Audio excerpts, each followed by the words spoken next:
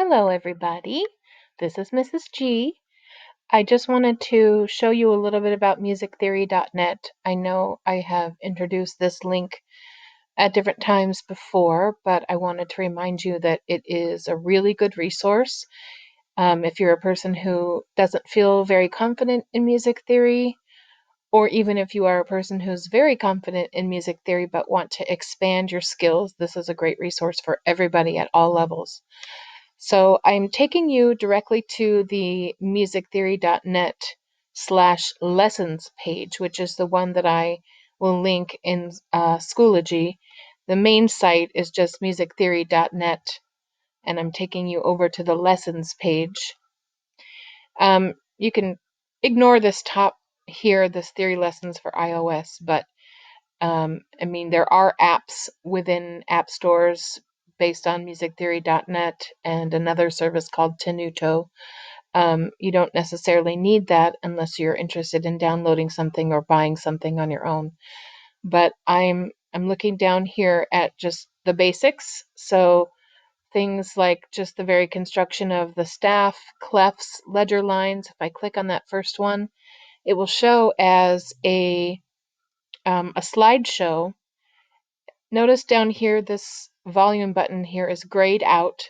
If there's not an option for volume, it generally means that there's not sound that goes with it, but you push play and it will take you through the slideshow while it highlights the text to show you what it is that they're talking about. So, for example, the modern staff comprises 5 lines and 4 spaces.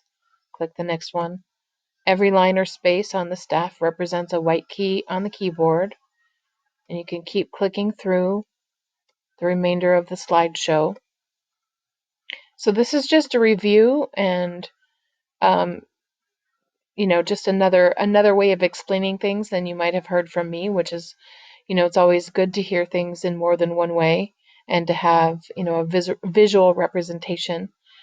Up here, this little piano keyboard icon actually brings up a little piano keyboard. So if you're curious about something, or you just kind of want to play around with it, or if you want to use it during any parts of the lessons, it's there and available for you. Oh, also, it allows you to mark certain things. So, like if you wanted to mark something, it'll put a mark on the key that you played, just if you wanted to try to remember something. And then you can clear it out. The settings button, really, it just has more to do with small little details, like how you want to take in the information. I recommend the slideshow as opposed to just images. Piano sound, it's just a preference kind of thing. If you want British terminology, instead of hearing about quarter notes and whole notes, you'll hear about brevs and crotchets and semi-quavers and things like that. So to avoid confusion, I would stick with American. So you can pretty much just leave the settings wheel alone. But I just wanted to point out what that was. And if you feel like you're done, or you go all the way through all of the part of the lesson, you can just simply go back home to the home button and explore something different. So this talks about note duration. In other words, how notes are constructed. We've talked about stems and flags and things like that, and how that changes the value of a note, but this is a good review. So you can run through all of these different content areas. And like I said before, if you're a person who is very experienced with music theory and you want some extra practice on some things, or you want a review on some things like how to build certain chords, you can see that as they get progressively lower on the screen, the content becomes more and more complex. So it's a good review for everybody, no matter the level at which you are currently studying. There are also some things about intervals down here, which, again, we've talked about intervals, meaning the distance between 2 notes. And you can review how to figure out what general intervals are. but then you can also go back and look at intervals very, very much more in detail.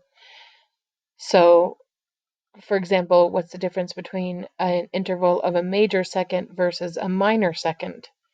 And a lot of that involves the use of accidentals, the flats, the sharps, and naturals and things. So this is another really good review.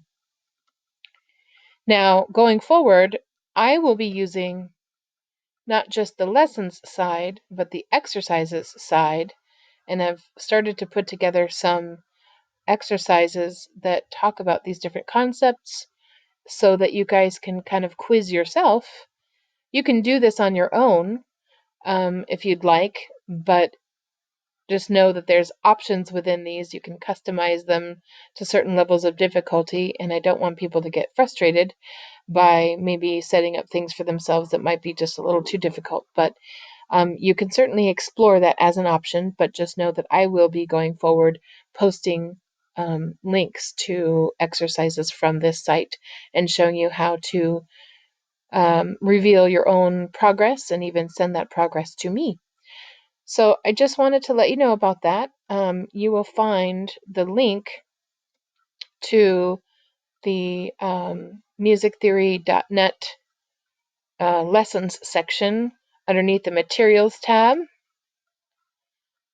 And coming up underneath links. So when you click links, you will see musictheory.net. Okay, hope you're all doing well. Miss you tons. Bye-bye.